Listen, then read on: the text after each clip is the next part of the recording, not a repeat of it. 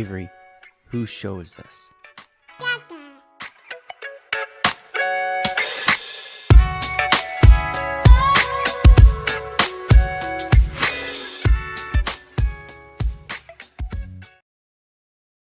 And we're live. Welcome, everybody, here to the Lakers Lounge podcast. I'm Anthony Irwin, senior Lakers insider, as well as lead Lakers content creator for Offside. Joined, well, I was originally joined by Raj Japalu, but literally, I mean, you guys might have seen him briefly on the screen. His devices are no longer connected, so not really sure what happened there. So at least for right now, I'm riding solo as the draft is now well underway. We are on pick number 10, which belongs to the Milwaukee Bucks. That is their own pick anyway. Hey, Raj, how you holding up, bud? I don't know what that was. This is off-season technicalities, I guess. I don't know. It just cut me right off as we logged in. You were so not used to NBA draft talk that you were just like, eject, I gotta go. I refuse. I let the specialists, and they do an amazing job at that. I follow those, all the people who do great work, like Mike Garcia at Canyon Driver, and all the other people who do great work on the draft. But yeah, I wait till the name is called, and then I'll dive into whoever it is in about an hour. This draft is taking a while. I'm not sure. It is, right? It's like they say like the pick is in, and then they just keep talking. Yeah. the pick is in. I guess that matters. A lot of Jay Billis on the show. I liked Jay Billis saying that Cam Boozer is his favorite player in the draft. Cam Boozer, who went to Duke. Jay Billis is like Mr. Duke. Shocking development there. Yeah, surprising. So anyway, today on the show, we're going to be talking about the draft as it plays out. Right now, the Lakers, or the only surprise, I guess, so far in the draft is that the Dallas Mavericks, I guess, according to some people, reached a little bit to get Morris Johnson Jr., the forward from Michigan. This obviously comes on the heels of hiring Dusty May as their head coach, who won a national championship with Morris Johnson Jr. at the University of Michigan. So probably a link going on there. Also, like, Morris Johnson Jr. is also very much a Masai Ujiri player. Outside of that, though, everything has been pretty much chalk. You had DeBonta go first overall. You had Darren Peterson go second overall, which I think probably matters to the Lakers, as that Darren Peterson going to Utah gets in the way of or frees up the minutes that like Cam Boozer or DeBanza could have taken had those guys gone to Utah in the front court, though not necessarily directly from Kessler, because he's the only defensive anchor center on that team. Well, did you catch Shams? I don't know if it was on purpose, but when he listed kind of Utah's core, he left Kessler out. He's like, yeah, he joins, and he named all the players from Utah and did not name Kessler. Again, I don't know if that was purposeful or not. I will say this. Kessler's agent wants him out of there. It is a really poorly kept secret that Aaron Mintz wants Kessler up out of there as quickly as he possibly can. He has not been thrilled with how they have treated his client to this point. And it I think signals that he's a little concerned about how they're going to handle this restricted free agency. So we'll talk about that over the course of the show as well. The Lakers have pick number 25 here, which will take place sometime tomorrow afternoon at this rate. I thought, Raj, I was like, yeah, 8:00, we'll be about ready for the Lakers. That's what I thought too. We're not even halfway there. So we're gonna bullshit for a little bit, and then we'll react to the Lakers using that pick however they choose to use it. Not much buzz, honestly, about them, fielding offers with that pick, seeing what it could possibly get them. I don't think they have been overwhelmed by the market for that pick, given how much talent has been dispersed throughout this draft, all over this draft. there's the belief from, the majority of the NBA that like there is talent to be gotten early, obviously in the first round, throughout the first round, late in the first round, early in the second round, and then there are plenty of diamonds in the rough as well. And so because of that, I think it has kind of tempered what the return on that pick could possibly be. We also just know that Rob Pelinka is very reluctant to trade first round picks. He just does not like doing it, even though he sucks at using them. And yeah, we here we stand. This is something I've been thinking about, with this. I came to the conclusion that they were going to keep this pick probably a while ago. I was just thinking about, if you save cap space, Anthony, I don't think you save cap space to then use your first to go get talent. You know what I mean? Like, I think the cap space is what they want to leverage to go get talent, which is why they are linked to free agents, right? Or even restricted ones, but these are the ones that are kind of been linked to, in a Peyton Watson, a Walker Kessler, right? Hartenstein, maybe is a far out there type of dream, but these are guys that you don't really have to give first rounders for. I think that would be their preference. And then later on in free agency, go and use your first if you have to. But that's why I thought they were going to use this pick. And I doubt the 25th pick had much value to change your team unless you're packaging that with your other two first. And maybe you should have. But like if not, then I think they want to leverage the cap space that they have first. So you'll see these offers hopefully go out. I mean, a ton of teams made their moves already. It felt like yesterday once the Giannis trade was finalized. But yeah, I think the Lakers want to use their space first. But this 25th pick is important. Like 3 straight first rounders or 2 straight first rounders have just completely fallen out. I mean, JHS obviously, then Dalton Connect, who has no trade value. This one matters. Whether he plays next year, it would be unfortunate if he can't contribute next year, but he has to at least become something within the next 2 years. You can't waste another one of these if you're going to select him, which seems like they are in about an hour or so. Yeah, so we'll maybe an hour, hopefully within the hour. The Bucks, I think, selected Burries right before Golden State was getting ready to select him. So as a result of that, the Warriors turned around and selected Lindeborg instead from Michigan, which is an interesting pick, in that, like, the Warriors are signaling to everybody that, like, yeah, we'll give it the good old college try to compete here at the end of Steph's prime. Yeah. But like, one of, I think, the funniest quotes and reports from the summer so far has been somebody from the Warriors front office leaking anonymously that the time to go all in was a few years ago with Steph. If you've been paying attention there, I don't think I would have handled that quote very well if I was a Warriors fan. So that's the pick that's going on right now.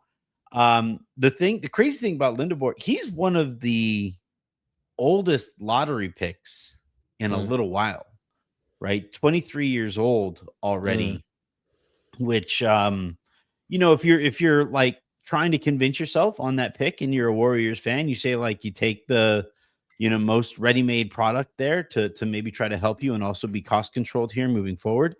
Maybe that's the positive spin on the pick and on the decision to use it. But yeah, what we're really quickly before we move on, also, as always, please hit that like button, please hit that subscribe button, turn on notifications, all of that good stuff. The show in its video form is brought to you in part by Prize Picks. Use that promo code HMA and make a $5 lineup of your own, and Prize Picks will fit the bill for $50 worth of free lineups on them. And then if you guys are listening to the show in the morning via podcast, please hit subscribe wherever it is that you get them, preferably on Odyssey, but anywhere is just fine to me. Yeah, what do you think, Raj, of the offseason so far? I mean, like, you and I haven't spoken, obviously, since the Giannis trade.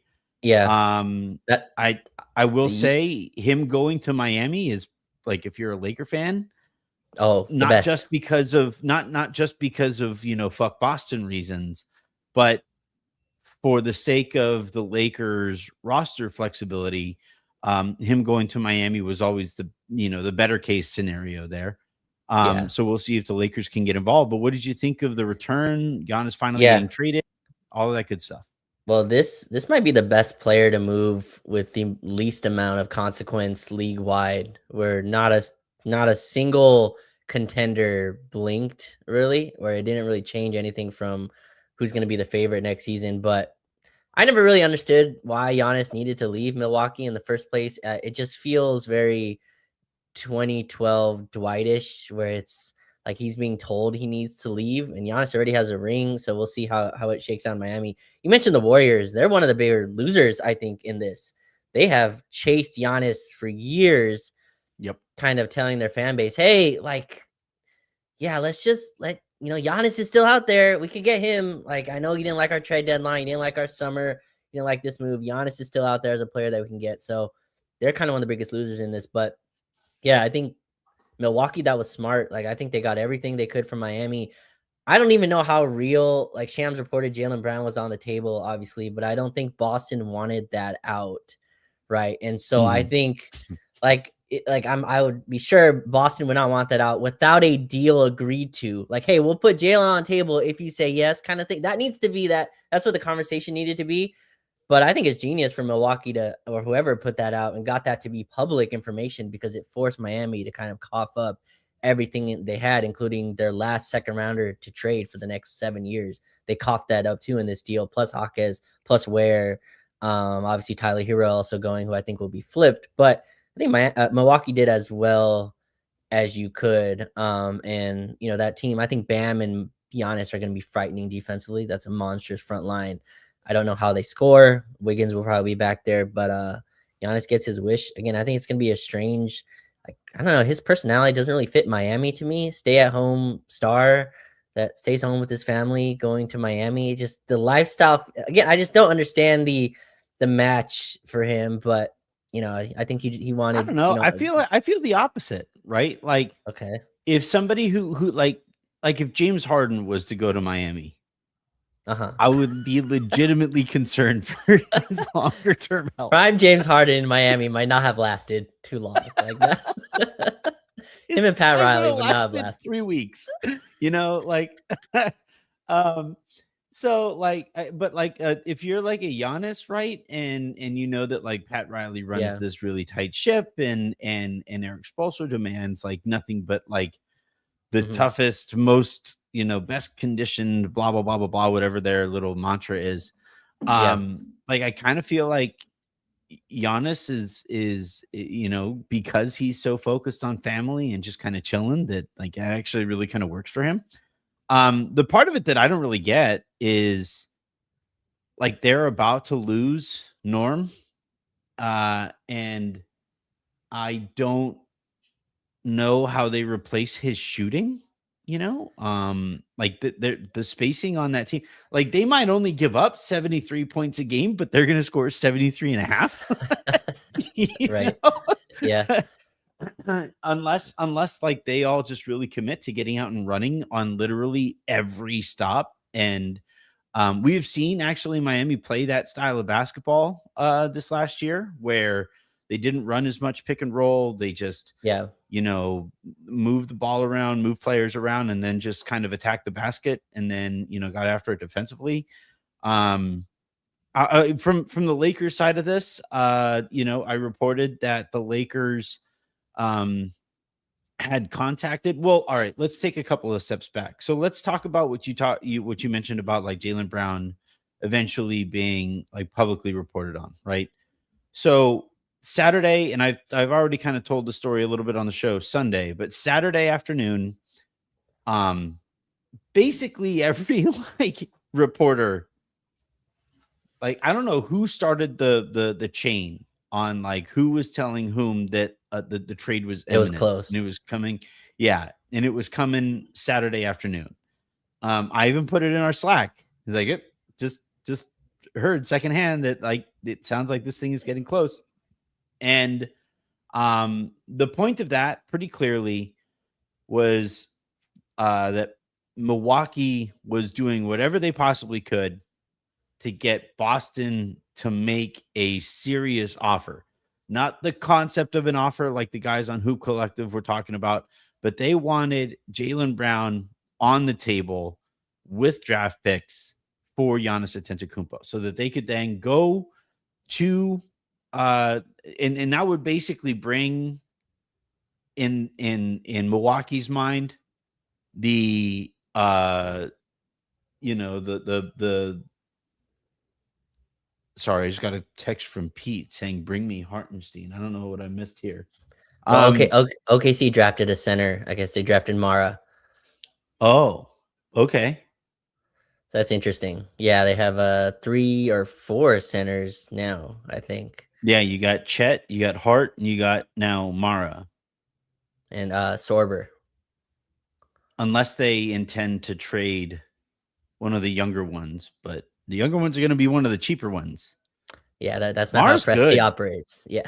I like Mara. He doesn't really fit their style though, right? Because he's kind of lumbering. He's not. He's really big, really long, but he doesn't like. He's not gonna guard on the perimeter very well. I mean, Jalen Williams is on their team, right? I mean, that's kind of the other Jalen Williams, right? Not J-Dub. So they, I mean, I think they're just a really they're just a really well run organization, and they'll fit their players around it. But Hartenstein would be the if you can't get Kessler, Hartenstein would probably be right up there as 1A, 1B as the center you'd go get. I'm not sure they'll just lose him for nothing though, but that does make it interesting that they did draft a center with obviously Chet already there, Hartenstein, but they're in a position where this player doesn't have to play either, so they're in a very privileged position roster wise. But that does make it interesting. See if Hartenstein becomes available. Trade a first for Hartenstein? Absolutely, I would. A first, absolutely. For Hartenstein to get your center, yeah. You wouldn't? Wonder how close that gets you. The only thing is, I just don't see Presti. Me either. That's sending the him holdup to the Lakers specifically, right? Like just in terms of just raw game theory.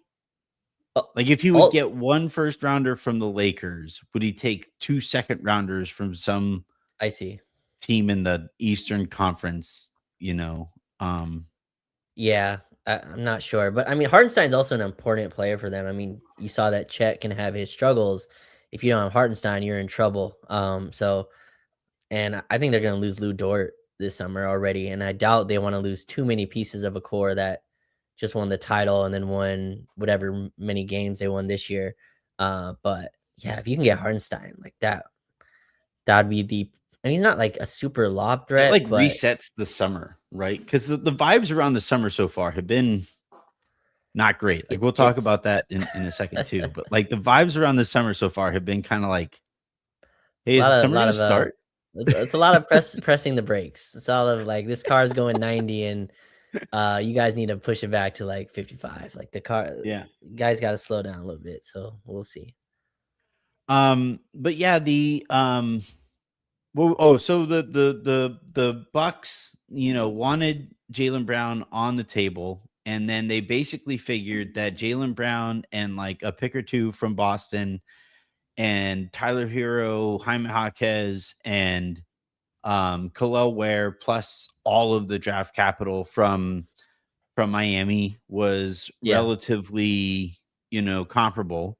And so they wanted to see which team was going to be willing to take that next step, right? And that's why you saw Yasakonis, right? I probably just butchered his last name. But that's why you saw him in the trade. You saw that extra second rounder, that pick swap. That pushes the deal over the finish line for Boston. Now it's publicly out there that Jaylen Brown was included in the deal. Even though they wouldn't go the extra step of included like a Baylor Shireman or Hugo Gonzalez, like they didn't want to include either of those two guys on top of Jaylen Brown. Do you buy that? I don't buy that. that they would not include those two to get Jan. I don't know. It wasn't directly reported that. It was kind of just said that they didn't want to add extra pieces on top of it, and it was kind of thought of as those two. But I mean, I don't know how Brad Stevens goes back into his place and goes, we couldn't get him, couldn't move Hugo Gonzalez for Giannis. Yeah. I don't know if Jaylen Brown's already on the imagine like the first time, like I hope Jaylen Brown and Hugo Gonzalez like have locker rooms right next to each other, or lockers right next to each other, and Hugo's like, well, they included you. Sorry, right. Yeah, they like me. Still waiting for Jaylen Brown's first Twitch session. That's gonna be crazy promoted, and it's gonna do crazy numbers. I have a quick theory. I don't know, we have some time, right? I don't think our selection is close. The Lakers aren't close until tomorrow. Yeah, okay. we got time. So I know the reporting and all that. This is not like I'm not saying none of that is not true. These two deals, though, Anthony, are so like stark from each other that I don't believe Milwaukee ever really wanted to trade with Boston. Like if you're going to Boston for a superstar trade, and Jaylen Brown's on the table, if you're not taking Jaylen Brown, to me, you weren't really serious about Jaylen Brown is on the table. Like you either are getting Jaylen Brown, who is a legit star, maybe not superstar, obviously, maybe a little overpaid. I'm higher on him than others, but in any case, like a legit guy that can take you to a 45 to 50 win teams as your number one. Can he be a number one on a title team? We'll see. But in any case, he took the Celtics to the 2 seed, 3 seed, whatever. Or you take this package from Miami where there's clearly no number one, right? And it's just a volume of picks. Like the deals are so separate that I'm not sure Milwaukee ever really, this is just my theory, wanted to make the trade with Boston. They leveraged Boston to get more from Miami, in my opinion. And I think that's where Giannis really wanted to be. Now it came out that he would sign an extension with Boston, Miami, and Minnesota randomly, who I guess the reporting is wouldn't put Jaden McDaniels in the trade. It's like Anthony Edwards is 24. You can get him Giannis Antetokounmpo. And I love Jaden. I think Jaden McDaniels is really good, but Giannis is on. In any case, I'm not sure how much. Again, that hasn't been heavily reported, but in any case, that's kind of my theory on.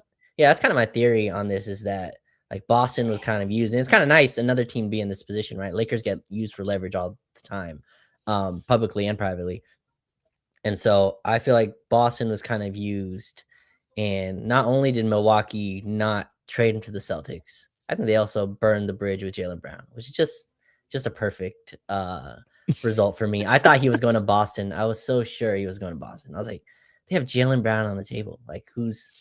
Jaylen Brown's probably worth a package, not the same as what Giannis got, but if you could do a year of Jaylen Brown and then flip him later for etc. So that's kind of my theory on this Giannis situation. If you looked at the reporting over the weekend, I think Stein and Fisher were kind of hinting heavily that it was going to be Boston. Chris Haynes outright said that it was going to be Boston. I think Wendy even said that when Boston had taken the lead and that made their push, and now they sat there in the driver's seat. It was a bit of a surprise that when the Shams notification came out that it was Miami. So which look, as Harrison and I talked about yesterday on the show, we are all getting information. We are all trying to sift through all of that information. We are all trying our best to basically give our most informed speculation, but that's really what it is a lot of times. What teams are going to do until the moment right before it happens tends to be speculation. It's really rare that right away that something is definitely going to happen when there are multiple choices that a team can make. And in this case, that's why I always kind of try to tell people, I always see the lists out there of which reporter is real, which reporter is fake, which reporter is this, which reporter is that. And far more often than not, it's which reporter reports stuff that I like hearing is what dictates how people feel about that reporter. But what it often all of us now, look, I'm not going to for a moment pretend that I have the same amount of information at my disposal that like a Wendy has, that Stein has, that, the people at that level have. I'm just some dude basically over here who has, a handful of people who I can talk to and I can inform my speculation on. Um, but at the same time, I always try to tell people like y- y- trends is the thing to pay attention here. Trends is what like what you're noting, and look, the trend there was that it was going to be Boston, and then it wasn't. Then it was Miami, and I'm happy for Giannis. It did seem as if he wanted to go to Miami all along. And I do think with that being the case, Milwaukee did the best they could possibly do. When an athlete is when a superstar is telling you, I want to go to a city, oftentimes that removes leverage from Milwaukee there. And I thought they handled that situation quite well, even though I, personally would have traded him before you waive and stretch Dame and before Yeah. you sign Miles Turner to the deal that you do or that they did. What do you make though of the Lakers not being included on that list of teams that Giannis would have signed an extension with? Right, you mentioned Golden State, but the Lakers Yeah. thought they were going to be on that list too. Yeah, I mean, I feel like the Lakers and Giannis dream died a while ago. It's very clear to me that Giannis wanted to stay in the East, other than I guess Mhm. Minnesota was the random one, right? And I guess we'll never really know what his intentions were of going to Minnesota. But yeah, I never really thought the Lakers were in on Giannis, after probably last summer, where they can maybe convince themselves, hey, we'll see how Milwaukee's season goes, we'll see how kind of our season goes and if that's a place to kind of go down. But yeah, honestly, like I was off the Giannis kind of train pretty early. I just didn't really fit, and especially when they were going very clearly into the Luca Austin as the kind of two guys they're building their offense around.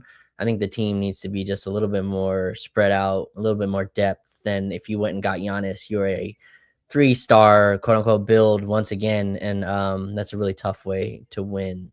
And I just don't think you'd be able to build a roster capable to take advantage of Luca's prime, which is this year, next year, and probably a couple more years going. But you want to take advantage right now, and I just don't think getting Giannis would put you in that place. That's where Miami has a bunch of decisions to make too, right? Like, is this the Yeah, year they're going all for it, or do they kind of settle in with Giannis and Bam and then try to build the depth around that? I feel like Pat Riley and Spoelstra are going to try to go hard to get the roster where it needs to be for this season. But that's where I'm at. Like the Lakers need to build a good team, and I've compared it to you have your final exam. You saw some of the answers to the test, but the test the next day, and it's like you can't really study for all of it in one night, but can kind of build towards that. And like Anthony, you have to get the center down this summer. Like whatever you do, yeah, whatever wings you get, fine. I can live with. I can figure it out. If you want to bring back Smart, Rui, etc. Like all of those moves make sense in a vacuum. But the center position is the one that has got to be figured out this summer. That's got to be locked down. It can't be a stopgap center. That Gafford is a name that's out there. To me, that's more of a backup as well. But your starting center to me needs to be locked down going into next season, and hopefully they can do that in the next 2 or 3 weeks. all right, I'm not disagreeing with you about like the Lakers chances at Giannis, Yeah, or even necessarily about like the fit and all of that stuff. My argument for Giannis was always pretty simple. The one thing that the Lakers in this front office is good at is getting the superstars. So let's just start there, work with your strengths, and then kind of build out from there. Now, what I will say though, like now that we see that the Lakers aren't or weren't on that list, and I think Warriors fans are going through this too, is like you can't have Giannis be a key figure in your summer of 2026 plans and then not be on that list.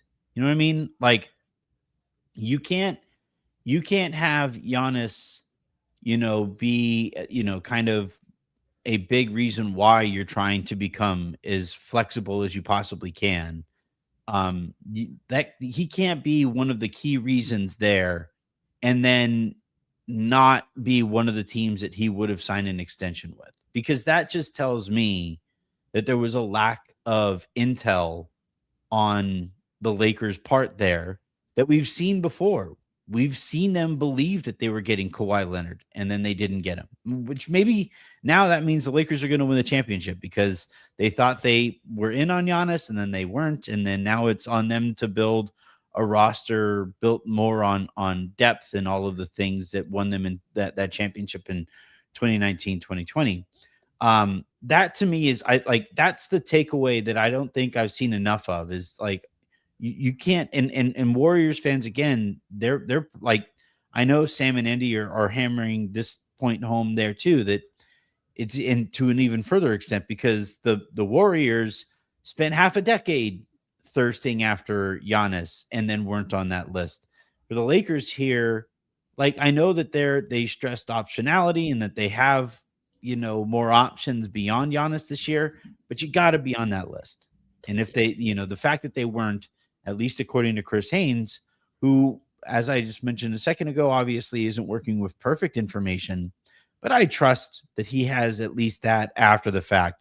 You got to be on that list. And if you aren't, then this was a bit of a miscalculation. Warriors, it felt like it was a little bit more overt, right? I felt like Joe Lacob was kind of going around like, hey, we have a chance at Giannis. But did the Lakers make a trade? No, I didn't see it. I saw it on the chat. Okay. But yeah, the Warriors felt like they were a little bit more overt in their want for Giannis. That's what makes this summer so interesting to me, Anthony. Like, do the Lakers really, like, they've been obviously saving this space, I think, to get another star. I have no, like, that's the whole point of all this, of the optionality was not to create room for two more role players, right? The optionality was always, all right, when that next star becomes available, we're ready. Now, whether that's Giannis, whether that's whoever's next, but that kind of flies in opposite of the importance of this summer. And that's where I'm kind of interested in, is like, is this the summer it's finally hey, we're just going to build the team for next season like they did in 2019, right? You got LeBron, you got AD. Everything you're doing now is just for that 2019-2020 season. Is this the summer where you do the same thing? So that's where I'm kind of at. The Giannis stuff to me died a while back, and you're right. If that was a North Star for them, then that obviously didn't work out, and I don't think there was very much interest there from Giannis's side. Just didn't feel like it matched his, like, what he was going for. And he's kind of been reported he still wants to be the main ball handler, all this type of stuff, right? That goes even extra detailed into what he wants. But that's why I'm interested this summer. The 3 first that they've campaigned on is, to me, I've advocated for trading that for role guys like Murphy and Herb Jones. Like, I would do that deal.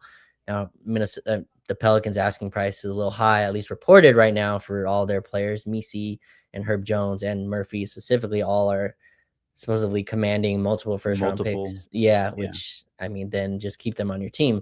But I'm interested to see if the Lakers decide to do that this summer, kind of fill out the roster with maybe not stars, but like that tier right under it, which I think they're going to have to do if they want to contend next season. That's kind of the push and pull, I think, of this offseason. We'll see how this plays out. Let's talk about all right, I'll let you choose. We could talk about Austin's market. What pick are we at, by the way? 15. No way. We got, yeah. Although the pick is in, or at least Scotto is reporting that the pick is in. So we got 8 picks to go. We're halfway there. Like, we're on pace, like, for this to be an hour-ish show. Like, it's not like I'm going to be like, all right, Raj, break down this. No, I'm saying no, because like the draft started at 5, so they did 15 picks in an hour in an hour 40. Yeah. Well, they made this a 2-night event, and you knew that they were going to stretch this out, right? Yeah. Like, every I thought that would make these commercials. Well, I thought that would make. I think Adam Silver just took a hydration break. Like, it's just like, Um, but yeah, the let's really talk quickly, or I'll let you choose. You could talk about Austin's market with the way that the summer has played out for him. We could talk about the Lakers center opportunities. I did get a bit of an update today on LeBron that we could talk about here too. You could choose between those three things. Okay, let's do the center market. I think that's the most fascinating one to me, and I think the most important one. I'll push this on you too. To me, like if it's not Kessler or Hardenstein, the plan Bs, Anthony, do not excite me very much. Now, I like Gafford. I can take Gafford if the rest of your roster, like if you're able to go get, I don't know, people are lower on him than I am, but like if you can go get Lou Dort, like okay, like I got a point of attack wing that is elite at what he does.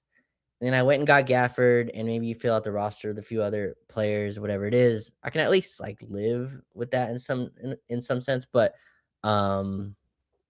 yeah, I don't know. I don't know where they go if you don't get Kessler, if you don't get Hartenstein. Like the list becomes Mitchell Robinson. Did you see the centers Ramona posted about, by the way, today? That she tweeted. She tweeted. What's the name? The guy from the Jalen Smith from the Jaden Bulls. Smith. Jaden Smith, yes, and then Mm-hmm. one other center from the Hawks, which like that can't be the centers that you pick Okongwu. up. No, not a Kongu. It was like their Yes, backup center. they can't get him. No, it wasn't him. It was two centers that let's just say would not go over well if those were the two centers that you brought in for this offseason. I'm trying to see if I can Yeah, I mean, find it. like I centers for the Hawks. What's the Does Hawks? she I'm trying think? to Does she think Capella is still there? No, it wasn't Capella. It was a chat, help me out. There's like it was a Euro center, I believe. Or forgot. Oh, Sandro from Toronto, excuse me, not from the Hawks. Yeah. Oh, Uh Mamu Mamu, yes. or Mamu. My bad. Mom, yes. Like fine players, but that can't be your centers that you bring in for next season. Also neither of those really fit to me. Jalen Smith, I mean, maybe he's a little bit of a lob threat, but uh yeah, I So, struggle to find the like, plan B. I mean, have they even gotten close to a plan A?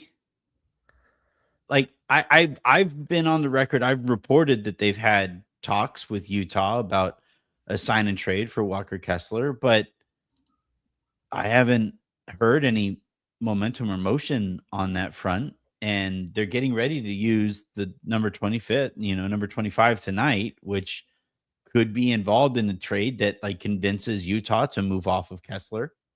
Like if basically their hope in those negotiations with Utah is either send him to us for a small trade package, or we're going to sign him to a $35 million a year deal Yeah. that completely fucks up your books. Like if you're Ainge, you say, do it. That means you have to renounce LeBron. That means you have to renounce Rui. That means you have to operate in that way. And then if we just match that deal, now you don't have bird rights on LeBron and Rui, which really makes your roster kind of difficult to figure out if plan A in this case doesn't pan out, you know? Well, I think they were always going to renounce LeBron. I mean, he has a $58 million cap hold. I think Just that. that we could, I'll just really quickly mention this then. I think there's momentum towards them signing LeBron to a shorter term deal that pays him an amount that isn't offensive and lowers that cap hit by more than half. Um, I think they would, if they do that, that would have to happen relatively soon. Yeah, that would have to And then that would have to happen pretty soon. yeah, it would have to happen like very soon. Um, and then on Rui, I think like one thing that I've been kind of asking around is like who is paying Rui $20 million a year. So I think there's a decent shot that Rui is back at the same number he was playing at last year, so that they don't offend him. Or they just tell him, like, go find a better deal. Most we can offer you is the mid-level exception, whatever it would be.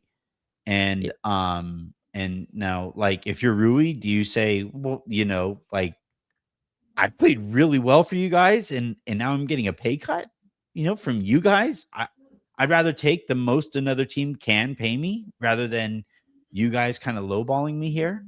I do think Rui is very loyal. So, like, maybe there's a chance that he takes a little bit less, but yeah, at least on the LeBron front, it's either you renounce him and you get all of that cap space and then you hope to retain him at the mid-level exception, or you sign him to a deal very, very soon, meaning next, sometime in the next week, basically, or even sooner, like, especially if they're going to start talking sign and trades or offering a contract on the first day of free agency to Walker Kessler. That needs to be figured out in short order. But to that effect, I will say that, like, LeBron and Clutch and the Lakers had been in contact over the course of the year, and then they've spoken here and there since LeBron got back from his vacation, and so I do think that that'll be figured out. I think it'll be a couple years, 50-ish mil. Yeah, I mean, they can renounce him and then still re-sign him, right, with cap space. But I just feel like the Lakers didn't save cap space for 2 years to keep LeBron's cap hold. I think I think the cap hold is gone no matter what. Okay, yeah. So yeah, maybe they do. They re-sign him. LeBron has publicly came out and said he's going to take time with his decision, and I'm sure they are negotiating a number, but like I'd be surprised if that got done this week. And so, like, my guess would be they throw an offer at Kessler, and then if that's just not available, they then turn to like Peyton Watson or these other free agents where they don't have to give much in draft assets. They can just take the player for free, quote unquote. I think that would be my guess. Kessler, if it is a sign and trade, the Lakers aren't giving up much within that. I mean, that's like a favor to the team. You don't really get much since the incumbent team doesn't really get much back in a sign and trade. So, but that would be like, again, like that's where it gets dark. Like you get from Kessler, you mentioned Ware, but no, it feels like Milwaukee's just going to keep him. And good for Milwaukee, by the way, getting Hawkes, Ware, and Hero. Like that is, they got everything you could from, and plus the player that you pronounced, and I won't try to pronounce it here, but Yasakonis? Yeah, yeah, I think that was right. But yeah, so I don't know. That's kind of where I'm at with this offseason. Like the center needs to be figured out, or at like the minimum, it's got to be a Gafford type has so much chemistry with Luka, it kind of override maybe some of the talent gap that he has, right? Like the chemistry between Luka and Gafford is there. Like that for sure would be from day one, they would have synergy, and you would maybe even pick up some early wins just on those two being on on the same page that you might not get from the talent from like a Walker Kessler. But the center position has to be upgraded. Even if we'll see if Aiden comes back, if he picks up his option, which I feel like he will. And you mentioned Rui. That's another thing. I just don't know where the money's coming from. All the cap space teams are done, don't have space. So Rui's another guy that, just might get squeezed within that of the number they have. But yeah, his cap hold might stay because it's what, 18 or $20 million, I think his cap hold. They might work with that, but the center position's got to be figured out though. All right. So I here's the NBA.com bio on the player in question here. Quote, the name is pronounced Kasparis Yakuchonis. Okay. And he received the nickname Cass or K while in Somebody's calling him K. Like you couldn't even go with Cass. But yeah, the Yakuchonis. Yakuchonis. Yeah. Oh, by the way, Is the player that they also we didn't even talk about Minnesota just completely giving Julius Randle away. I mean, just straight dump to pay Io. I guess like there was some, yeah. a little bit of a connection there. But I mean, I think Randle is really good. There's probably like a ceiling on his playoff ability, but I think they're gonna miss him. Like he's like they need another like forceful driving ball handler. And so we'll see what kind of what they do. But yeah, this is like the second summer in 3 years where they just dump a really good player. I mean, Towns, now Randall. Well, it's kind of hard to say that they're just dumping. They dumped Towns on a player I who mean, you just called a really good yeah, player. that's fair. But I mean, that was a cost saving move though. Like the Towns for Randall was to save money. No, I mean, like, look, you had, and by the way, breaking news here, being that Memphis is trading Bennett Sturts to the Oklahoma City Thunder for 2 second-round picks. What the hell is Memphis doing just giving them a near lottery pick for 2 seconds? Who? Oh, go through the trade again. I'm sorry. They traded their this year's they traded. So Memphis just drafted at 16 Bennett Sturts. Okay. And then they traded him to the Oklahoma City Thunder for 2 second rounders. How is that all you get for a near lottery pick? Was that the cost of the 16th pick? Was 2 seconds? 2 seconds? Something doesn't feel right there. I need to know what dirt Sam Presti has on everybody else in the league. It's like if me and you have a conversation with Sam Presti, a first rounder will just fall out of our pocket and he'll pick it up. Be like, oh, thank you. Like that's the cost of talking to Sam Presti. I can't even make picks. How did you get a first rounder from me? I swear, like Sam Presti walks into every negotiation. He's like, guys, I have this business model. Right. And if you just work under me and then bring in 2 other people, you can get a cut of their, commissions. And then, I'll just get a small commission from you. It's like, Sam, you're running a pyramid scheme. Yeah, pyramid scheme. Yeah. What is happening? By the way, I'm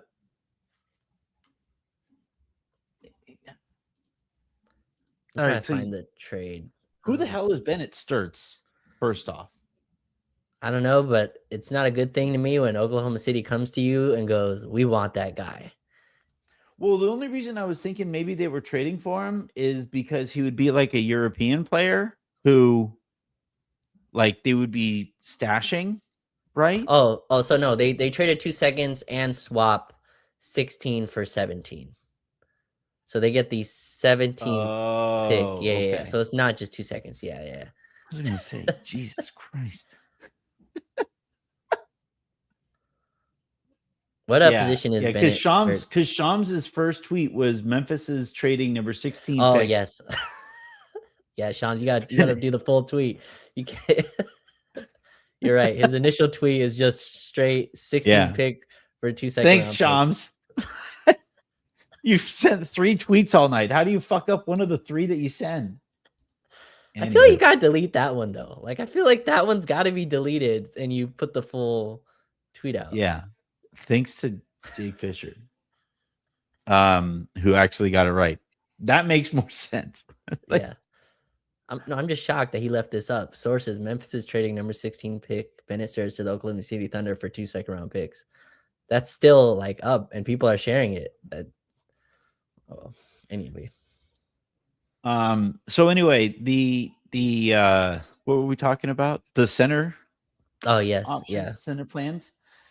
So the part of like what is driving me kind of crazy here, Raj, is that like this again, like just we talked about with the Giannis thing. The Lakers front office have had this plan in place for several years, and this is the summer that they promised Luka Doncic would be worth it after kind of, kicking the can on 2 of 3 transaction cycles, depending on who you talk to about the Mark Williams thing. And so like to go from, to basically have those conversations with Luka, and then heading into this draft, Luka Doncic in his camp is, they're talking very clearly about what they expect from this front office. And now it's like every time you and I talk about, center options that the Lakers have, it always involves some team helping out the Lakers, right? Man, we sure do hope Oklahoma City's books are so bad that they're okay with moving off of Isaiah Hartenstein. Boy, we sure do hope that the Utah Jazz and their books look so bad and that their front court is so crowded that they're okay moving off of Walker Kessler. Now, it does help to a certain extent with Rob coming from the agent circles that he does. I'm sure he has heard, for the amount of time that we have heard, that Walker Kessler and his camp have not been thrilled with how Utah has handled that situation. But at the same time, like if you're keeping your powder dry for this summer, it just doesn't seem as if they fully understood how limited you are. If that is plan A, B, and C, is this, this cap space approach, especially when, in order to get that cap space, you need to, renounce, or your roster needs to get a lot worse really fast. And then you have to hope to bring those guys back. Like, there were just, I don't know. There have been way too many variables at play in this plan for it to be the summer that Rob Pelinka promised Luka Doncic.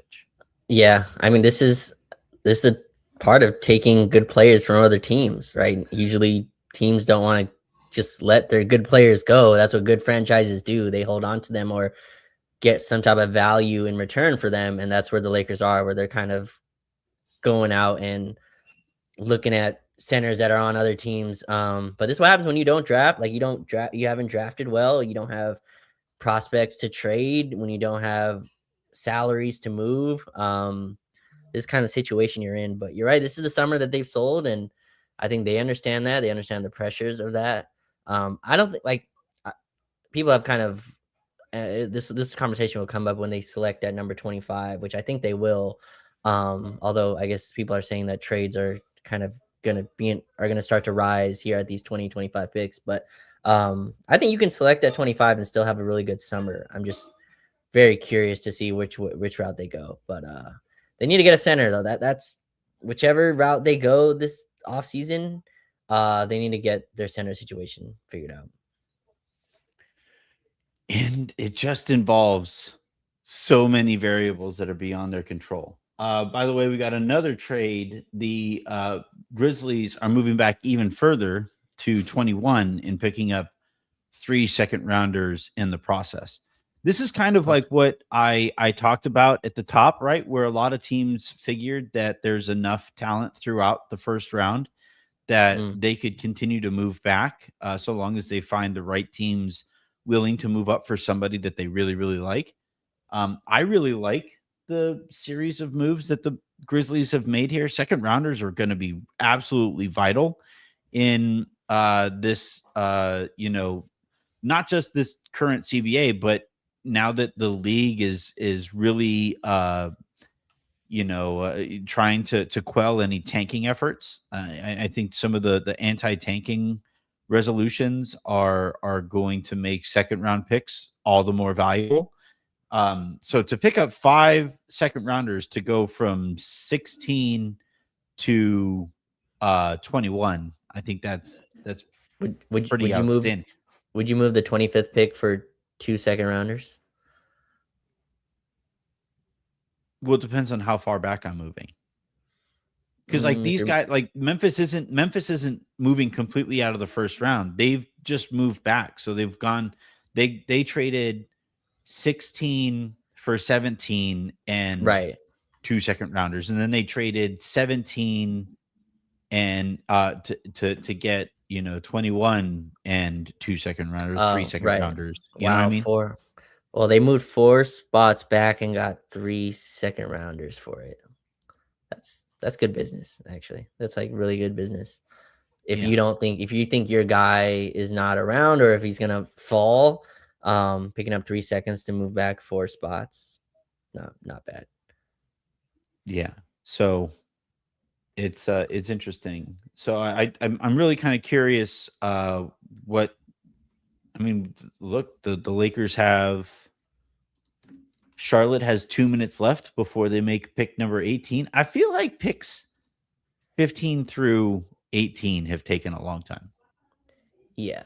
By the way, do you know when the Lakers' next second rounder is coming in that they have control of? Is it It's a 2030? little farther. Further? Second rounder. Yeah, it's further. Yeah. When is it? 2032 is their next is their next second rounder. So remember, Right three after went the out for season. three Yeah. three went out for Dorian. And then Who they lost yes, for nothing. which they turned into Aiden Laravia. Yeah, in but like, they didn't. But that they didn't. They it wasn't a 1-for-1 trade, but yeah, 3 seconds went out for Dorian. And there was another trade that they did. I think Gabe for Kennard was also a second rounder involved, if I have that correct. Mhm. Okay, so that's one that was gone out. Now, it would also needs repeating that the Lakers basically every year push really hard to buy a second They, rounder. So last year, did they have a second rounder? they bought one and then traded it a couple times to move back, or Okay, no, traded it and stuff to move up, I believe.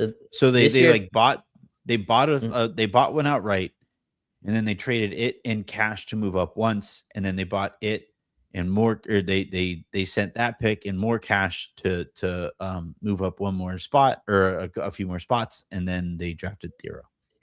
yes. So this year, Toronto owns our second rounder, and so I'm not sure where that came from or where it originated. But anyway, Toronto has it.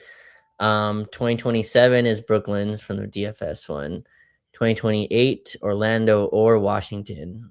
I don't know where that pick came from, but in any case, 2029. No, that's Dallas owns our first in 2029. Washington owns our second rounder in 2029. Don't remember the trade. But this is also what happens when you're as willing as the Lakers are to just lose free agents, right? Like, if you knew that you were getting ready to lose, say, like Malik Beasley, could you have traded him for a second rounder, at a time when he was not considered an avid gambler? Allegedly.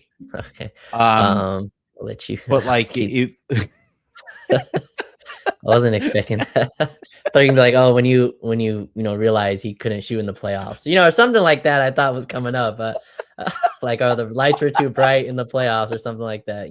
Real things, objective right, realities, or like Chris is saying here, right? Like Rui, right? He's somebody who may not have like a $20 million a year market coming up, but he is somebody who like teams are interested in and were interested in at the deadline. And if you thought that there was a real chance, as there appears to be, that you're going to lose Rui for nothing, losing him for nothing without getting a second rounder for him just really kind of hurts, and to do that over and over and over again. And this, by the way, like spans multiple front offices, right? Because I remember Mitch Kupchak used to say, well, you're better off losing a free agent for nothing than taking on a contract that you don't love. And it's like, okay, but you take on that contract that you don't necessarily love, but you get a pick for that player. It was always the thing that I used to disagree vehemently with Mitch about that and his strict anti-tampering tendencies. So I forgot about this. Last year, the Lakers were part of the 7-team Kevin Durant trade, where they gave up a second rounder to move up to take Thiero at 36. So that's what happened last year. But yeah, I mean, that shocked me when I saw it, that we don't own a second rounder till 2032. I mean, that's a, and again, like at the time, I think Dorian was like, that trade was universally It did help. accepted. Like, Yeah. like that was the perfect player to get. I think to your point, you got to keep that player in some sense, or I mean, the way that was spun, or work, harder to try to convince Houston to make it a sign and trade, and get something out of that. Because remember, Houston winds or the Lakers. No, remember there was like Houston was involved in that like 17. Remember that 7-team trade that went down last summer, whatever yeah, it that's the one I'm was. talking about. Yeah, Yeah, and like as part of it, the Lakers could have, worked harder to convince Houston to include the Lakers in that deal so that the Lakers could have gotten something. I remember it was Whitmer, who Houston was trying to offload or something like that. Or they acquired. No, Lakers they offloaded were him. involved. They were the like least involved though, where all they did was give up a second rounder to get another second rounder. All these other teams had a long list of things in that transaction. But yeah, I mean, I guess the argument also, you get the space from that when that player leaves, right? You don't get an actual asset, but you get the money that he's leaving you to go use the mid-level, right? Or to go pay Marcus Smart with the biannual or whatever, like the idea was. And then you can split that up to give to Ayton, which I think like Ayton worked for what he was supposed to be. He's not the long-term solution, but DeAndre Ayton, I think, had, well, maybe he has to be. Oh, that'd be quite the I just saw right now, Raj, you look like that meme of the soldier who like is like wearing his helmet over here, and like the whole battle is going on around him. Where his eyes are all wide, like, oh, He's just like, oh my god, DeAndre Ayton might start for the Lakers next year. Man, no, I can't. I'd be shocked. Anywho, but let's go ahead and dive into. I can't believe we've been here an hour and we're still. What pick are we at? 5 picks from the Lakers. Okay, this is wild. I think these go a little faster because they don't need the whole clock. Like usually the first top 10 picks take like the whole clock. We're definitely at the part of like a fantasy draft where you're like, dude, come on. It's round 6. What are we doing? You don't know any of these names. Yeah. Let's go ahead and answer a couple of your guys' questions and comments of the super variety, which means you get to play the most important sound on the show. This is why I look like this, everybody. This is why I'm losing my mind. Whoa, wrong clip.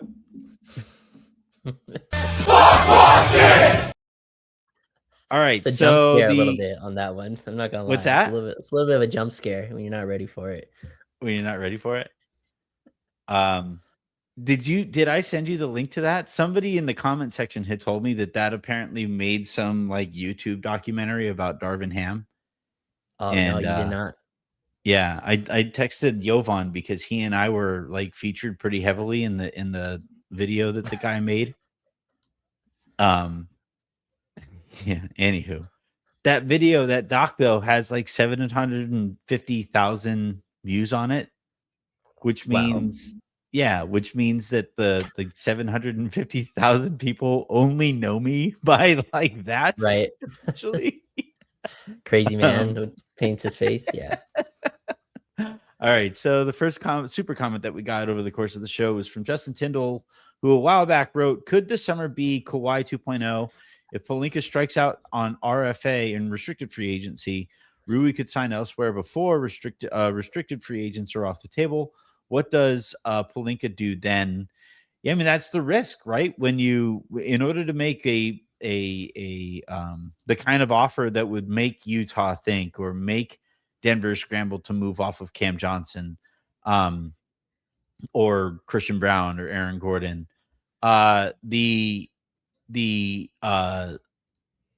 what you would, risk by doing that is while you're waiting, the rest of the offseason can kind of pass you up, and you could be on the outside looking in of your own guys. And now all of a sudden the team is now worse than it was at the beginning of the summer. And then if the team matches, right, then you're just completely screwed, which is why so many teams just don't mess with restricted free agency. Yeah. Restricted free agency, yeah, it's a dangerous game, and it's usually doesn't really go well for the player because the home team has all the leverage. You can't just go and tell them you have an offer sheet out there. You have to legally show them the offer sheet, and they have time to match it. This is where I think you talked earlier about intel is super important, right? Where not very many teams steal a player in restricted free agency, but the very few times you do, usually that is known way beforehand. You shouldn't be sitting there holding your hands, hoping that a team matches or doesn't match. That should be known by the time you give the offer from it. But yeah, I mean, Kawhi 2.0, that would be, I will never forget that summer. What an incredible summer that was. Especially finding out about Kawhi and all that. But yeah, I don't know. This feels a lot different than that, though. That was that team. I try to make this point. That team was a little bit more built than people remember it. Like it felt like thinking back on it that the team was just created out of thin air that summer, which is not true. A lot of the players were already on the team: JaVale, Rondo, Caruso, obviously LeBron, Kuzma. These were all guys already on the team that were part of the 8 to 9 man rotation. They added KCP as well was already on the team, right? So they added Avery Bradley, Dwight Howard, obviously Anthony Davis, which was the biggest add, but the rest of that team was already in place. AD came and made everything. AD was a top 3 player that season, and so he kind of made everything work. But that was kind of difference between that and this year coming up. Yeah, I as far as like what does Rob do if restricted free agency doesn't break well for him, it's Ayton. It's Ayton. It's this it's basically the same roster as last year with maybe the the non-taxpayer mid-level exception. And you kind of go from there. There's no way. I'd be shocked if that's the result of this summer, that you just bring 90% of this team back. I think you can bring a lot of this team back and be and it makes sense. Like Rui, Smart, Jackson, I could all see back next season, and the team still looks a lot better than it was a year ago. Intel is wild, writing "fuck Boston." Completely agree. Let's see the next one here. I think we have a couple more. Wow, you guys are going after Pelinka's neck correctly, I think, based on what little has happened so far. I thought that summer of 2026 was supposed to be it, Rob. Clown emoji. That is, it's good to know that Luka Doncic is watching the show live. Let's see. I think that'll do it. Yeah, I think as we continue to wait here, San Antonio is now on the clock at number 20. I'm afraid to mention, Raj, the one guy who I was hoping would fall to the Lakers. Like I'm genuinely, I'm not going to say his name because I don't want to ruin this. Okay. But if the Spurs specifically get this guy, I am going to freaking lose it because I'm sick and tired of the Spurs getting all the good people. RG8179 writing, dude, this Anthony guy is so cringe. Avery is in the chat too. That's good to know as well. As we roll right along here, Raj. Do you want to talk? Let's see. We talked about what centers. Pick are they? We talked about LeBron. What pick are we? What pick are we at? 20. The Spurs are on the clock at 20 with 2 minutes 20? Ago. I'm telling you, these picks. You said we were 5 picks away like 20 minutes ago. We're still 5 picks away? I never said. I said we were 5 picks ago like a second ago. Oh, really? But, okay. I said we were 7 picks ago a half hour ago. Yeah, we're gonna pick when the sun is down. This is crazy. It's 7:20 here in Sun's been LA. down over here. Yeah, over there, but in LA, The that's crazy. sun has set on the Lakers, and they are selecting number 25. So so let's talk about Austin. I think that was the only other subject that we didn't broach here. I don't like discussing free agency this way. In like discussing like what a player should get, what number would benefit a team, what number like fans should maybe be rooting for, if a player does get whatever free agency deal. I saw Jovan put out a video, and he and Pete and I were kind of texting about this too, where one potential scenario with so many, like I think oftentimes we look at things through the prism of what benefits the Lakers rather than like, you know, other teams maneuvering based on what the Lakers have already done. So Jovan, there's basically two trains of thought here. As like the Brooklyn Nets, they drafted a guard to go with the 73 other ball handlers that they have on their roster. They used a big chunk of their cap space on Julius Randle, who needs the basketball. Like, it just doesn't seem like the best opportunity for Austin there. The Bulls used a bunch of their cap space to bring in Nick Claxton. They already have Josh Giddey there.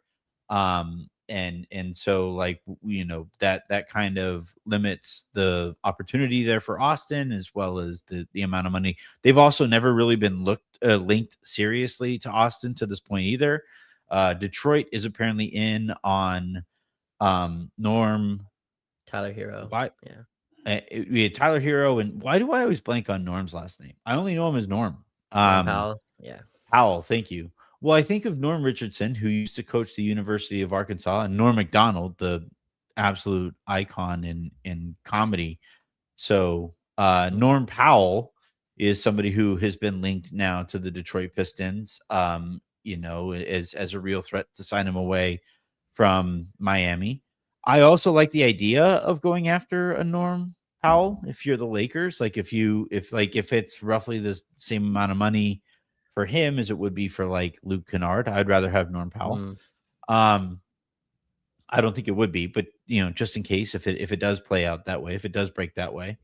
But yeah, so for Austin, we might look at this through the prism of, well, the market dried up for Austin. Does that mean the Lakers can now negotiate a little bit harder with him? Another way to potentially look at it, though, is, well, maybe he and the Lakers have already landed on a number together. And a lot of these teams that would be threats for Austin have actually moved off of him as a possibility, with the idea being that he has agreed to a number. I have not heard anything to any extent that I'm comfortable kind of talking about on here. As far as like either of those scenarios, I actually think that we should probably take that second one more seriously than maybe we would like to. That one thing I will say is that like him and his camp they are on very good footing with the Lakers organization. So like, it honestly wouldn't surprise me if he and the Lakers have actually already agreed to a number, just like it wouldn't surprise me if the Lakers and LeBron have already agreed to a number, based on also the way that the rest of the market is playing out. But what do you make of the way that the offseason has kind of broken for Austin so far? Yeah, I don't really like. I would be surprised if they haven't come to some type of number already. The way I look at it is kind of, we didn't talk about this on the show, but Trae Young's contract, right? Everyone had like, whoa, why did Washington do that? And it's not because some other team, or maybe Trae Young had an offer out there. Who knows? That hasn't really been reported or anything like that. But I think the relationship between Trae and the Wizards was important, and they obviously have been talking since he was traded there, right? These conversations, I'm sure, didn't start on June whatever. I'm sure Trae Young and the Wizards had a long conversation. And that's why Trae Young opted out of his $49 million player option. And everyone's like, why did he do that? And it was to do this, which was sign a 4-year, 212. I would think the Lakers in Austin, like the outside circumstances don't really change much of whatever number they were coming to. Right? I would just be surprised if, they were sitting there watching the Nets take a guard and, the Lakers feel like they got, like, that's not really the way you want to step into a relationship with a player you're about to pay X amount, right? Austin's about to become, and he already is, but just in terms of salary wise, he's going to become a very core part of the team. That's not really the way you go into this, is nickel and dime every penny, I guess, is kind of the way I would look at this. But yeah, we'll see what happens. But I'd be shocked the Lakers in Austin don't already have a number in their head. And yeah, an Austin salary next season really doesn't impact what happens this summer either. So all those factors going in, I think they'll have a number that they've already come to, and that number will come out, whenever this begins. Well, to quote the philosopher Darius Soriano, yes and no, right? In the sense of like their cap flexibility right now, Austin's number, what he eventually signs to, doesn't really matter that much. Right. But as far as like their flexibility for like if they operate as an above the cap team and are forced by one of their moves to remain under the first apron, right, depending on which like exception they use or what kind of trade that they make, the number that Austin signs, that does actually really matter in that case. And then, moving forward beyond this season, whatever number Austin signs at now, if he signs an escalating contract, then that does impact their flexibility moving forward. So those are the only, it's somewhat pedantic there. I know, but end of the day, I'm of the opinion that Austin and his agents and the Lakers are on good enough footing that I'm with you. I think that I'm not saying that a number has already been agreed to. It just seems like the kind of thing that would make the most sense. But I will also say though that like I also don't think it's the kind of number that's going to piss off a whole bunch of people here on the show. So, but we'll see. By the way, the Spurs took Jared Quainance. Was that the player? Quainance? Yeah, Jaden Quainance. Is that the player he was not. It's a great pick for the Spurs. He is, because they don't really need, high like first round type talent as an addition to their roster next year. It's a great pick for them, but no, he was not the pick that I have. He's like I'm not going to say who it is. He's like one of the 4 guys that I actually like went and looked and was thinking I would like him, even if he was not, even if he wasn't going to play that much next season. I honestly didn't think whoever was picked here was probably playing very much. It's just the way JJ and the team has operated with rookies. But yeah, so Spurs obviously do what they do and make the right pick at that selection. But he makes so much sense for them. Like him and Wemby as a front court is fucking terrifying, right? Like I thought one of the things that team kind of lacked next to Wemby this year was kind of a physical, more athletic forward next to him. And it was like, we found him. So annoying. But no, he was not the guy that I'm hoping falls to the Lakers. We have 4 picks to go. I would be absolutely dumbfounded if he does fall to the Lakers. I'm sorry, Anthony. AJ went number 2 already. Sorry, he's not falling. Like he's not. It's over. It was this guy, Darren Peterson. Darren Peterson. No, it's not. It's Cameron Boozer went already, man. Sorry. Yeah, he's not. Yeah, so the pick is in for Detroit. Technically, all right, so let's see who they wind up taking. I haven't been paying attention. Oh, they took Kareem Lopez, not the guy that I wanted, although I do kind of sort of like him. But that means 3 picks to go, and the guy that I'm hoping for is on the board. 3 thought we picks were to go. next. It's gonna happen, and I'm gonna crash out because This it is made me insane. wait 2 fucking hours to get This is to. insane. There's another round tomorrow. That is nuts. Yeah. By the way, Although also, like 4 people watch that, and all of them are streaming. Like, that's true. Yeah. Also, Rob's gonna talk too. So I mean, I guess it'd be Jovan right texted after. earlier that he's at the facility, so we Yeah. will see what Rob has to say about what he does or does not do with the pick here so far. The Lakers have options though. It's broken okay for them because like I'm not going to mention who it is, but Sinak isn't one of the guys that I'm kind of interested in. But Sinak is somebody who I think makes sense for the Lakers. He's not the guy I would lose my mind if somebody took him though. Detroit already picked, so we will see who it will be.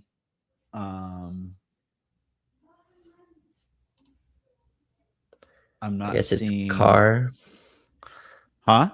It's Carr. You guys can't make me. You guys like. Do you guys want me to say this dude's name on the show, and then if it doesn't happen, you will have successfully jinxed it. So do you want me to say who it is or not? Like, I'm not. You know what's the line from The Office? I'm not superstitious. I'm a little stitious. But I think the Lakers have some options here at 25 if they do keep the pick, which it has always seemed likely they were going to do going into tonight. Wait, we have a few minutes still, right? Yeah.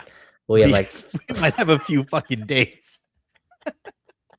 Would you give all the first, like, obviously take out the history and the outside stuff, just straight up transaction wise, would you give up all 3 firsts for Jaylen Brown?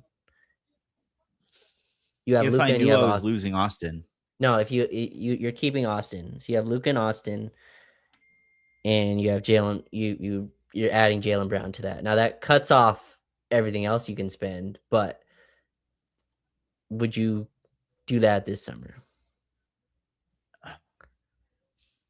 I've gotten polarizing like answers on this. There's some people said hell yes, and some people have said hell no. I don't think I would. Okay. And it's not from a talent standpoint or like a fit standpoint, basketball wise. It's from a fit standpoint, personality wise. What do you mean? Because Jaylen Brown is on the record saying that this was his favorite year ever. He won a championship and a finals MVP in a different year. Sure. You know? And you know why he said it was his favorite year? Is because he got to cook. He got to, it was his team. Okay. And I'm gonna defend Jaylen Brown a little bit on well, that.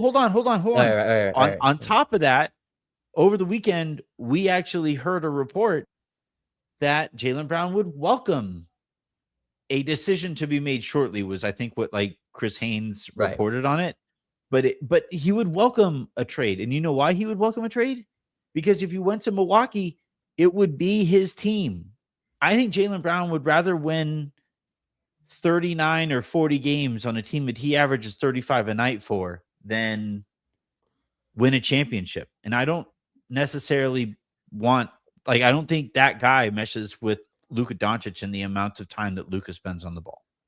So where I don't agree on him, like the quote about this was my favorite year, and people took that as, so you hate winning? It's like, no, I think it was his favorite year because coming into the season, the Celtics it was called a gap year, right? Everyone counted them out. They were like, Tatum's hurt. You know, they're going to be the 7th or 8th seed. And Jaylen Brown was like, I just won finals MVP. I'm still on the team. Like, I know we traded like some of our players away, but I'm still here. Derek White's still here. What are you guys talking about? Then he went and had the year that he did was in some MVP conversations where obviously wasn't going to win the award. And so I think that's why he came out and was like, and if you heard him talk about it, he explained it. Like, yeah, I got to help a lot of the young players. I took a bigger leadership role, all these type of things. That is a competitive MFer to me. Like Jaylen Brown has an every night type of competitive thing to him where I think we just that gets underrated in the regular season. And so I'm higher on him than most. Now I would still like I'm conflicted The on moving all the contract is also first. really difficult.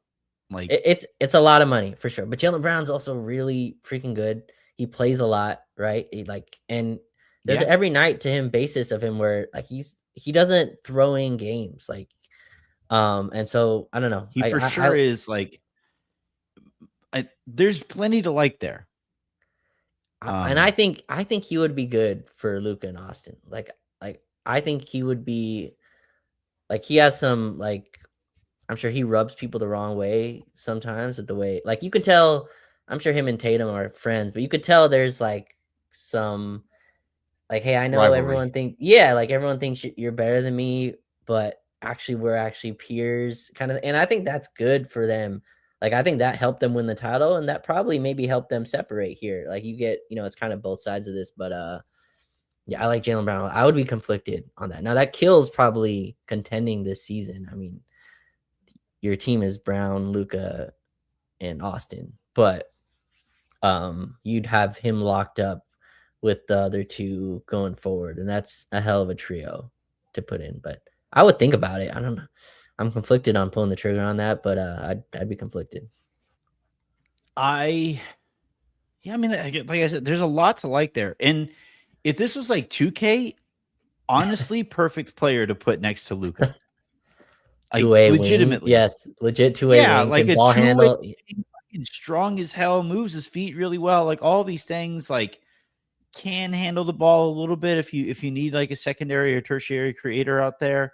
Shoots the ball okay, right? Like if you like if you eliminated and the reason that like the questions are so loud in my head is because that contract is so big. Because if it doesn't work out, right? If they don't mesh from a chemistry standpoint, I do start to get a little nervous there.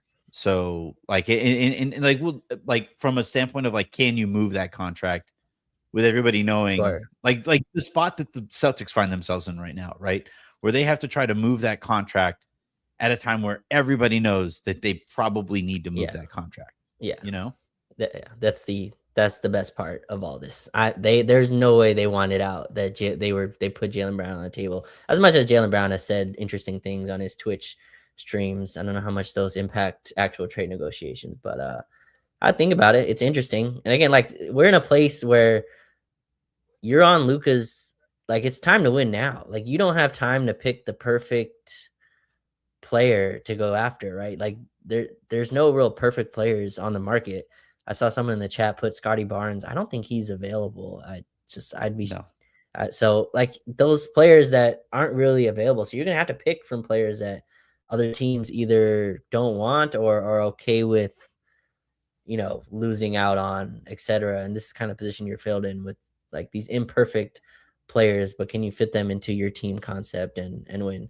By the way, did you see this clip of Joe Lacob and Mike Dunleavy, I guess, arguing over? I was gonna yeah, let me see if I could find it. LeBaron Philon or Philon. I don't know how if I'm Filing? apologies to everybody whose name I could possibly be screwing up here.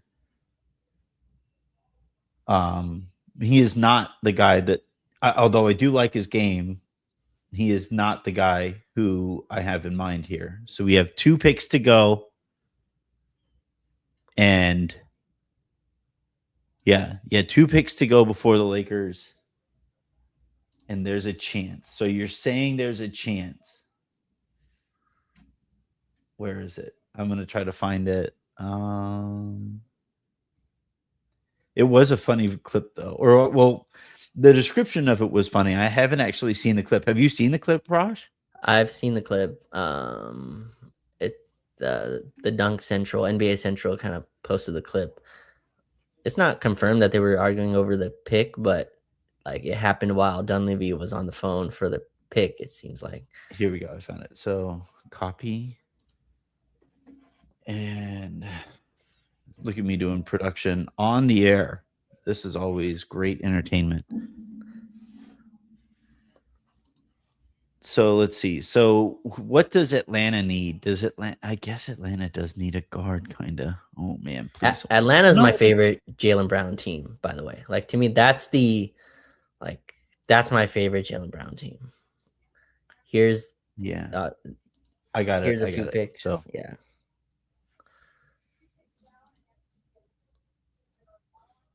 let's go here.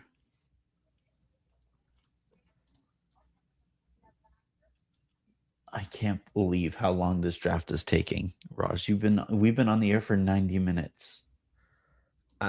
I'm shocked. I thought this was like an hour and a half show of like from the draft. I thought they were gonna have like an Yeah, hour and a half, and I then thought we were good. and then I thought part 2 would be hour and a half tomorrow for the second round. Is You it would usually this think. long? I don't remember it like being this long, but Complain too much because I'm the same guy who splits episodes into like 3 and 4 parts and spams the RSS feed that way. But still, like, this is crazy. See, that goes there. All right, let's see if I can get all of this to work.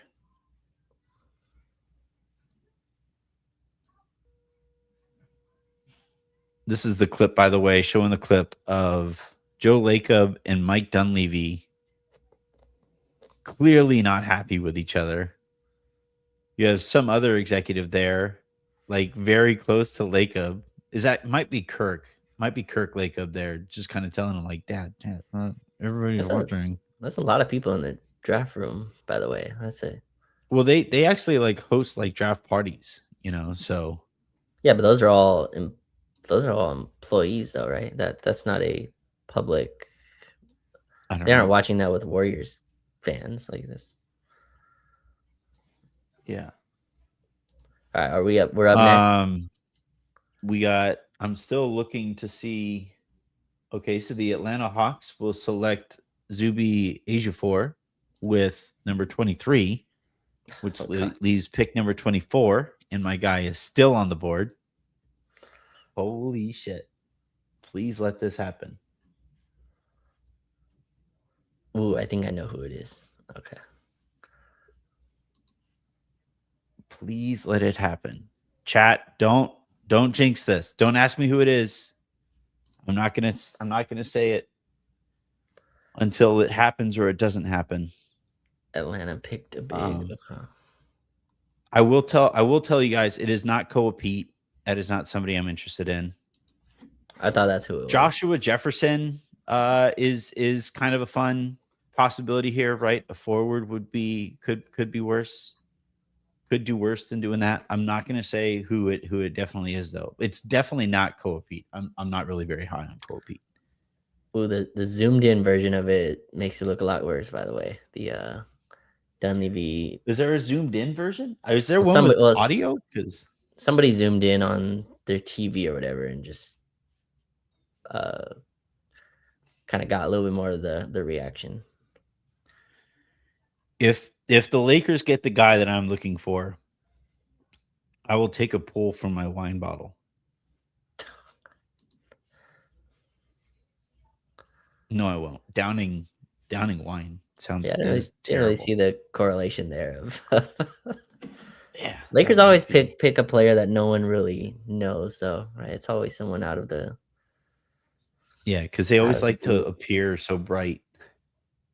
It's worked out so well for them, right? Last 2 picks was just swimmingly. Is there all right? So let's say the Lakers figure out their center situation. What's your next priority there? I've gotten some pushback on this, but I'd go get Lou Dort if again you have to have the Thunder. You're gonna get pushback from me. Okay, that's fine. I'll defend it. Lou Dort, and this is kind of on if OKC just lets him go. No, that's not really the way they operate. But if they just decline his team option, and the Lakers can kind of swoop in with a $12 to $13 million deal for Lou Dort, get an elite defender. Obviously, the shooting is a question, but I think he is elite at what he does. Like you can separate the dirty play from the effective play. And he'd be a real enforcer. I think Jared Vanderbilt tried to do that role, but Vando just doesn't play enough to have that position on a team. But I think Lou Dort legit would. So again, this is getting him for free, a first team all defense player who's still 28 years old, right? So a lot of basketball left.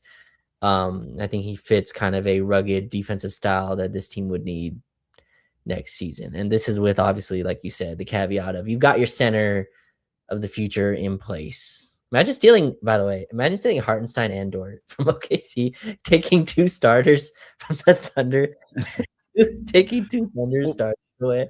I just thought about that. Wouldn't it be kind of a red flag that Presti would be like, yeah, you can have him? I would be nervous about it after the fact, right? Yeah, but I mean, that's the position you're in, though. Like, if you're not giving first rounders, which you're going to take this one, you have 2 left in the cupboard, and I just doubt that they give both of them away without getting a star back. So, like, if you're getting players without having to give up draft capital, these are the imperfect guys that you have to fit in. And, like, if Lou Dort could shoot threes, he's not available. Like, you can't get him. That option is getting picked up. But since he has such an offensive deficit, you can, he's available, and they have a bajillion players behind him that can take his minutes. But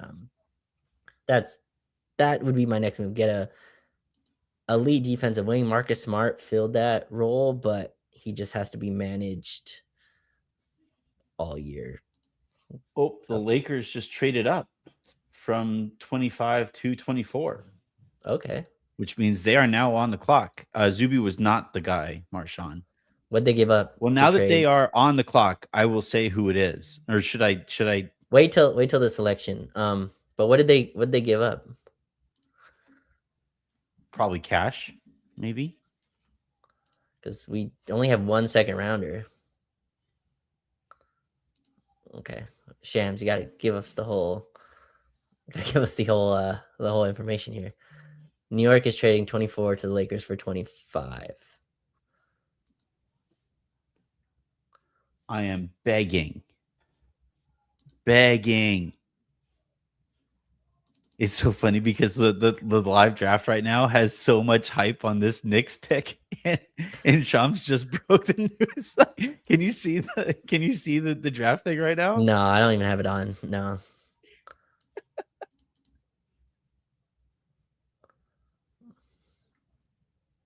Yeah, they're like playing Alicia Keys right now. They got some kid like from New York. And it's like, by the way, do you think they'll do all this again when the Knicks pick? I love that how many people don't know the actual words to the song, because after the New York, like if you look at the crowd, it's like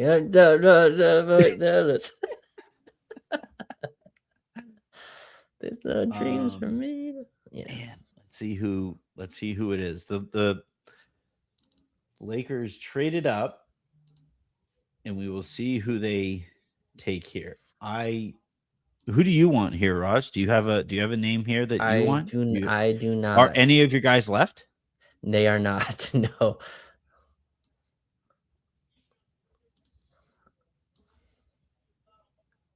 Me personally, I would race up to the podium and make the call myself.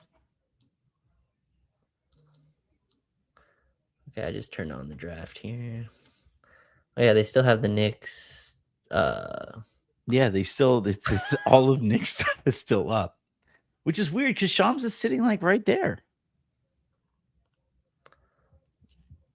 Please, come on.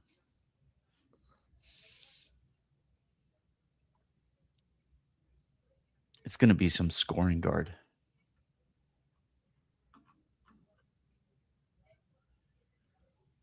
Okay. Man. 1 minute left. My YouTube TV shows 1 minute left before the pick is coming in. Is due. Yeah. And they just showed Spike Lee. I mean, they're showing the parade. No, Spike Lee is there with the Larry O'Brien. Come on, please be him.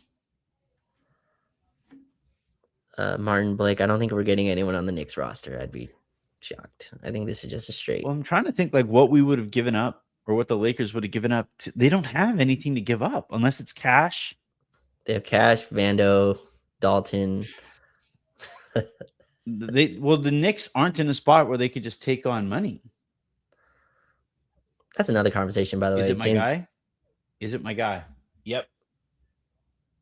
I think it's my guy. Yeah, I think it's him. I think it's Cameron Carr. I think Cameron Carr is going to the Lakers here. Yeah, it is. It is. Dave is saying it's Cameron Carr. Ooh. Was that him? Okay, I thought he went already. I was seeing him in the chat. That he dropped so far. But he's 6'5", moves his feet like crazy long arms. I saw plus guard athlete vertically.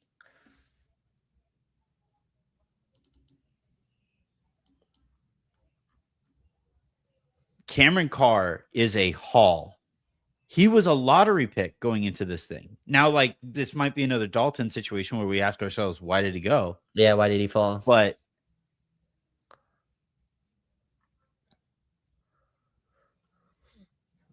yes, I'm going to learn a lot about Cameron Carr. No, you're going to like what you see. Okay. I am fucking pumped. Let's go.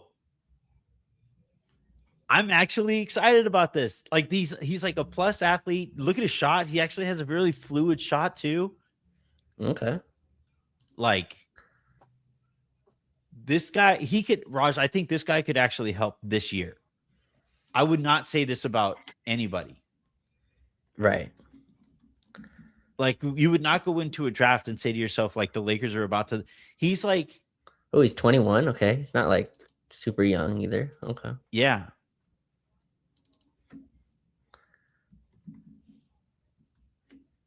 Oh my God, dude, look at this guy's tape.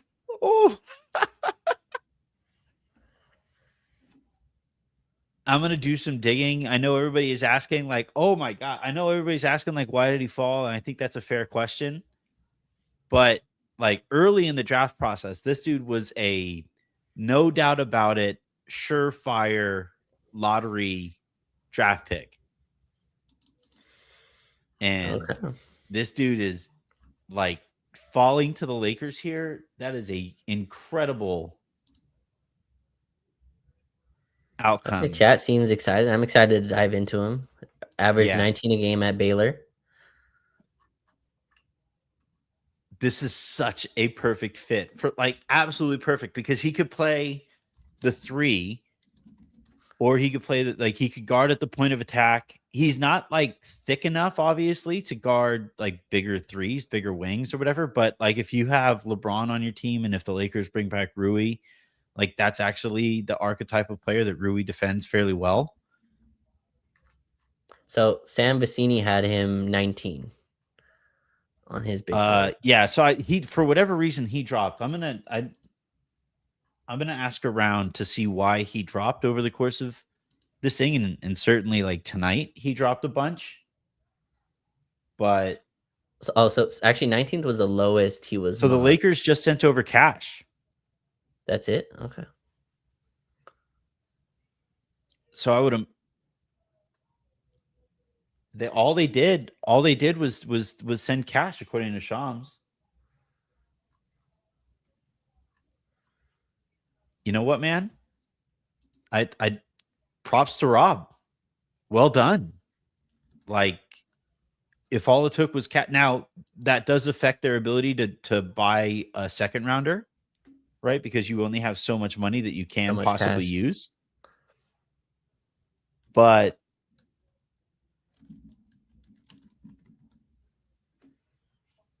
wow, that is killer. I'm not kidding. At the onset of the draft process, I was like, man, I know that this guy isn't going to fall to the Lakers. I know like he isn't going to be available, but like, damn, this would be awesome. But here he is. Chat, we didn't jinx it and it worked out. That's why I'm a little stitious. Not superstitious, a little stitious. I saw him named in the chat like 10 picks ago and I thought he was gone. Okay.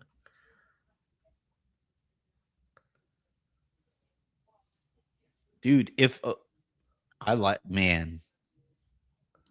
I'm trying to think of like who the archetype here would be. By the way, just really quick, Mike Little Garcia KCP-ish.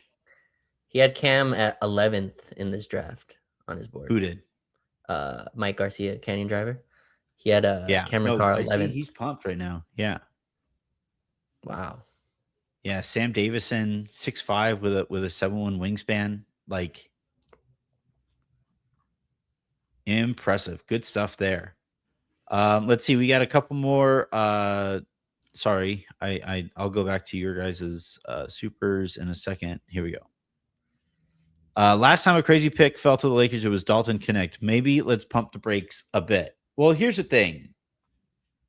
With how this summer has broken so far for the Lakers, I'm going to celebrate this shit. I am going to pump this home run to deep left field. Like, I am going to be excited about the Lakers getting the guy who I spent, what would you say, Raj? Like the last 45 minutes hoping would fall to the Lakers? Yeah, hoping, and not praying, mentioning his name.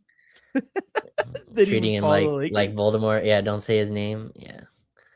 Yeah, so I'm gonna go ahead and ride this one out, enjoy this moment here. And look, like as far as they still need to make a very real impact move at the center spot.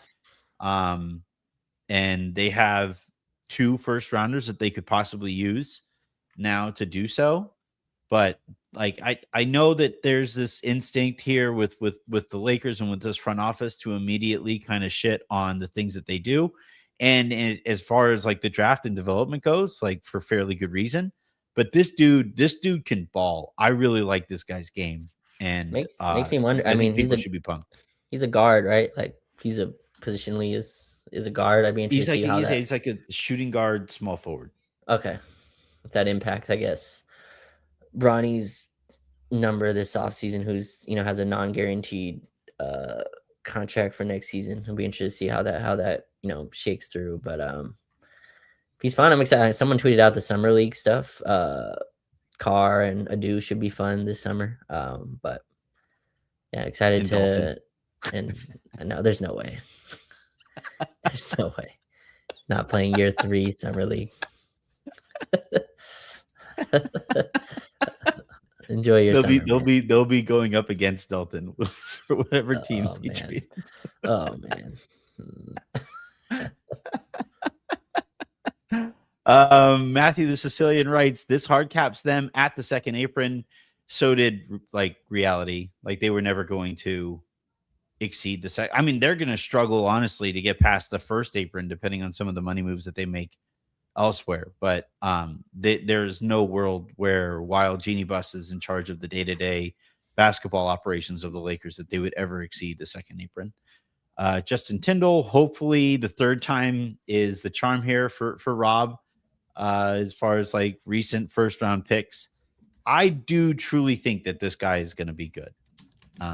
Like truly believe he honestly is like Max Christie-ish. I think Max is like maybe an inch or two taller, but like a lot of the same qualities as Christie from a basketball standpoint. Ryan Lucas writes, that live look after the pick for LA was depressing. Well, I think at that time he was kind of more disappointed by how far he has fallen in the draft. Like he was supposed to go high lottery. Like he was supposed to go 10 to 15 in that range in there and continue to fall.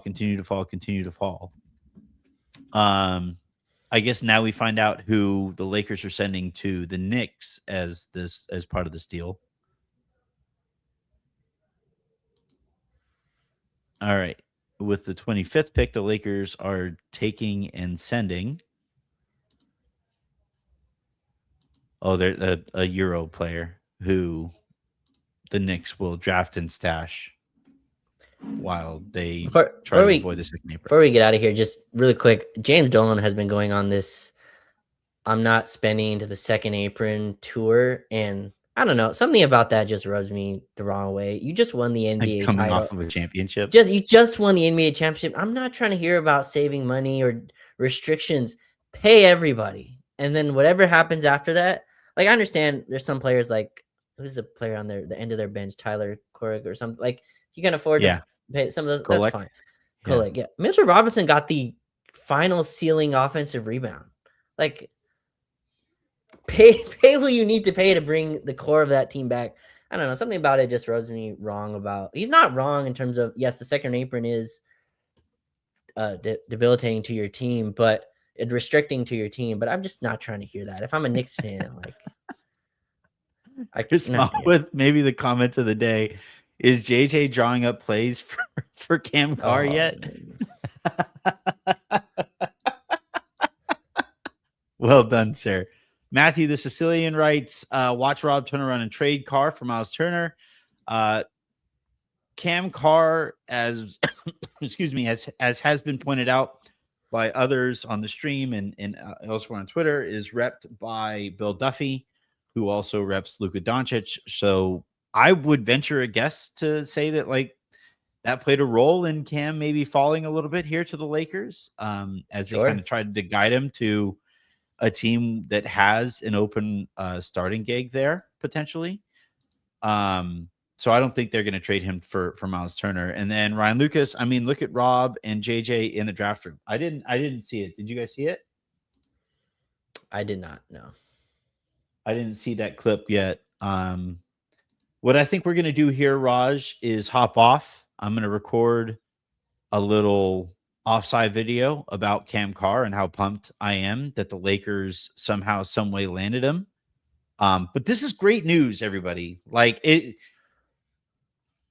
I know even I hopped on this stream today hoping that the Lakers would trade that pick. I was really, really hoping that the Lakers would trade number 25. Heard over the course of the day that they were going to select somebody, was hoping that that wouldn't be the case.